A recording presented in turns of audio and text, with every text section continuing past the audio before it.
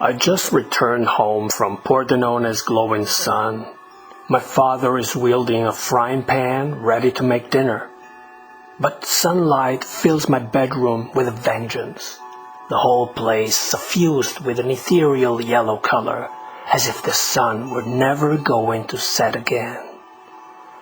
Thus wrote Pier Paolo Pasolini in a letter to his friend Sergio Maldini.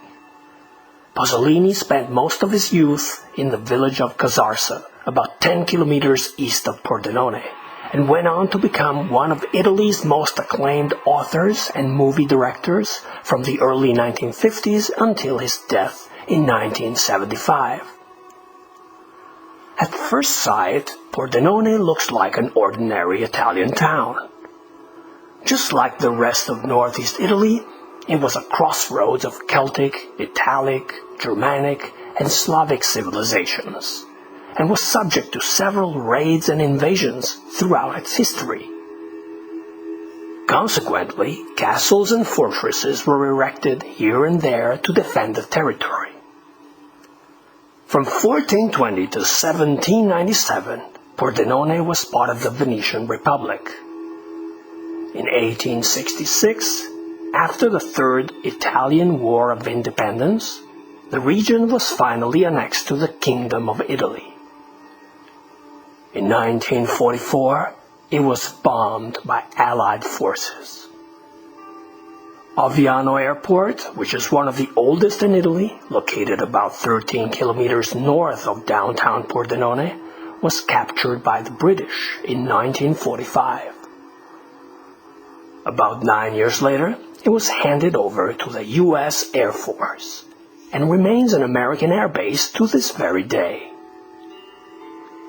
The ancient name of Pordenone was Torre, meaning tower, as an ancient tower was the town's iconic landmark in front of which the Romans built a strategic inland port in the 2nd century BC. The Noncello River that cuts through the heart of Pordenone was originally called Naun, meaning boat river or navigable river. Hence, the name Pordenone stands for Port on the Noncello River. One of the distinguishing features of this region is the abundance of lakes, small rivers, and natural springs. The Noncello River joins another river called Meduna, which flows into the Livenza River, whose waters empty into the Adriatic Sea just a few miles east of Venice. Much of the timber used to build Venice and its powerful fleet actually came from the Consiglio forest located north of Pordenone, and was transported to the Venetian lagoon by way of the Livenza River. Another important connection between Pordenone and Venice stems from the former's vivid folklore. The farming communities around Pordenone possessed a rich storytelling tradition and held rustic festivals where people from all over northeast Italy could meet and talk in a convivial atmosphere. The villages of Pofabro and Frisanco are particularly famous for their medieval circuses and carnivals, which inspired the Venetian theatrical genre known as commedia dell'arte. In antiquity, the mountains and hills north of Pordenone were said to be inhabited by dragons and ogres, as well as water fairies called Naiads. The goddesses Tethys, Minerva, and Concordia were often worshipped alongside the Blessed Virgin Mary. Several dinosaur skeletons and fossil tracks have been found in the local rocks, which might have fueled widespread belief in mysterious creatures lurking in the woods. A shackled demon was frescoed on a church wall in the village of Valvassone. Pordenone is also famous for a momentous magic war fought by white magicians against black magicians in the 16th and 17th centuries.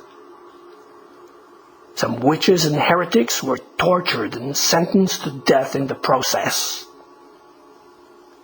Pordenone and its environs experienced devastating pestilences between 1487 and 1631, then were rocked by ruinous earthquakes between 1776 and 1976, and were hit by catastrophic floods between 1928 and 2002, which required massive engineering works. However, the most dreadful disaster occurred in 1963, when a landslide fell into the Vajont Dam about 20 kilometers north of downtown Pordenone. A huge wave swept the valley below and killed almost 2,000 people.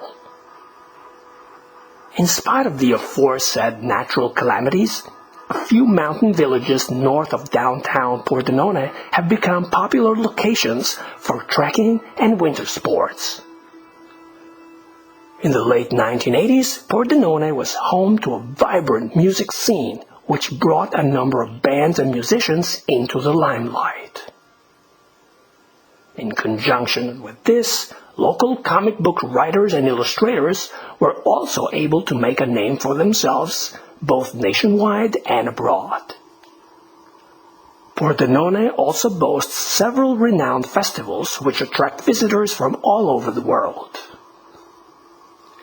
Last but not least, independent researcher Antonio Chiumiento has spent the last 4 decades reporting on paranormal and UFO activity in Pordenone and its environs, authoring 8 books and numerous newspaper articles supported by photographic evidence.